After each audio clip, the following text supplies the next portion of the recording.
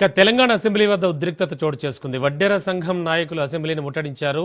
వడ్డెర corporation ఏర్పాటు చేయాలంటూ వారంతా డిమాండ్ చేశారు.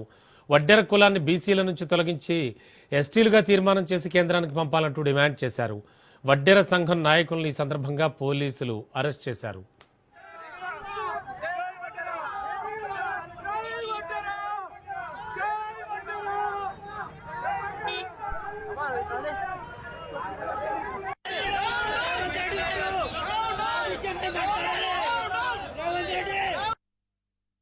సరైన బడ్జెట్ పెట్టాలని మేము కోరుతున్నాం. ఈ రోజు జరుగుతున్నటువంటి అరాచకాలకు మేము కాంగ్రెస్ పార్టీలో ఉన్నా గానీ మేము ఈ ప్రభుత్వం మీద వ్యతిరేకంగా మాట్లాడాల్సి వస్తుంది. దయచేసి ఈ గవర్నమెంట్ మమ్మల్ని గుర్తించండి.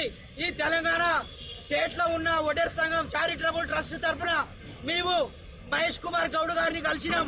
ఆయన కలిసి మాట్లాడినాం. కాన్వర్సేషన్ చేస్తామంటారు కానీ ఏ ఒక్కరు కూడా కాన్వర్సేషన్ చేస్తున్నారు.